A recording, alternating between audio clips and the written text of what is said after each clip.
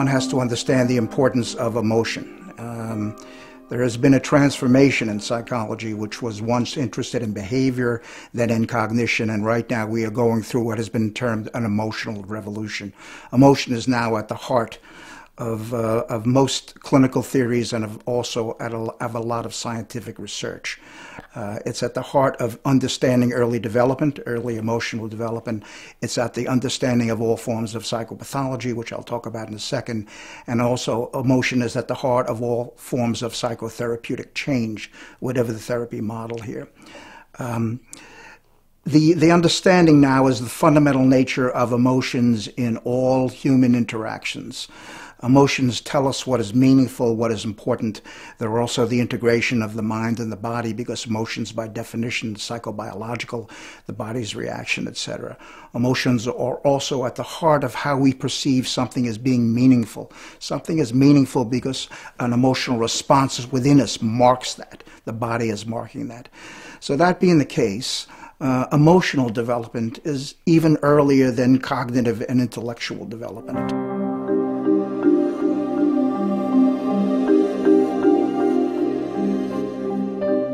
This essentially is the way that our bodies react to stressors in the environment. Now, there are also cognitive pieces to these emotions, but essentially we're looking at a fundamental reaction of the brain, mind, body to changes in the environment, to changes that are either stressful or non-stressful. That being the case, emotions can either be positive or negative, but essentially these are adaptive reactions. And again, when they are out of bounds, when they are highly dysregulated, they lose an adaptive function and they interfere with behavior rather than facilitate behavior. That being the case, let me just say that the idea that negative emotions are bad and positive emotions are good is not true. It is important for us to be able to learn how to cope with stress, and the ability to experience a negative emotion such as fear or shame is extremely adaptive. It's part of what tells us to move away from organisms. It's part of also moral development.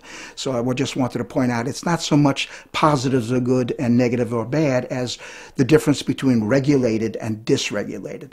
And when you're talking about dysregulation, you're talking about intensity of emotion, either extremely highly intense or very low in intensity. These are the ones that are problematic. Very low intensity in depression and loss, etc.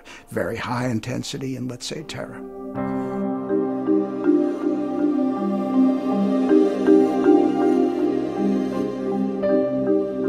The capacity for emotions clearly is important for survival skills and for the adaptive capacity of all human beings. We're now realizing that even more than the ability to rationally, logically think through life, it's these emotional intuitions, it's the emotional capacities that really are the key that allow us to move through the world and to interact with other human beings, because essentially we are doing more than just communicating with each other by language. We're also communicating with each other non-verbally through these emotional communications, through face, gesture, tone of voice. These are always going on underneath the language, and these are more critical, actually, for our ability to make contact with other human beings. Someone is always looking to someone else to regulate their state, but cannot auto-regulate their state is problematic. And then, in the most serious disorders, you have someone when they're under stress who can neither auto-regulate their own stress nor interactively regulate stress. And now we're looking at severe problems of chronic stress. Chronic stress essentially is stress dysregulation. But I want to point out again, the major way that human beings regulate these states, regulate our own internal homeostasis, regulate our body states, is by connecting with other human beings.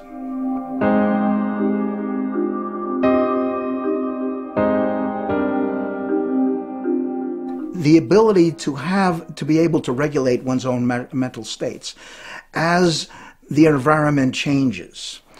Because the truth of it is that the relationships that we have are always continuously changing. There are times when we're feeling more connected to people. There are times where they're more disconnected to people. There are times when there are stress that we have to deal with. There are times when there are losses. There are times when we're sharing joy states, etc. So the ability to feel in the body joy, excitement, fear, shame, etc. All of these are adaptive. And then the capacity to shift back and forth with these states as the social environment changes is really key to this. Darwin said that essentially what is adaptive to survival is not intelligence and it's not aggression. It's the ability to cope with change. And again, that flexibility, that resilience to be able to shift emotions depending upon the social context is the key. Someone who is trapped into a depressive state, a long-term mood, etc., and unable to kind of move out of that state and to shift down into comfort, etc., or into joy states is problematic. And these are chronic, enduring negative states, etc. So we now see that resilience is this ability to fluidly shift, more or less fluidly shift back and forth between the emotional state that is needed in a particular context.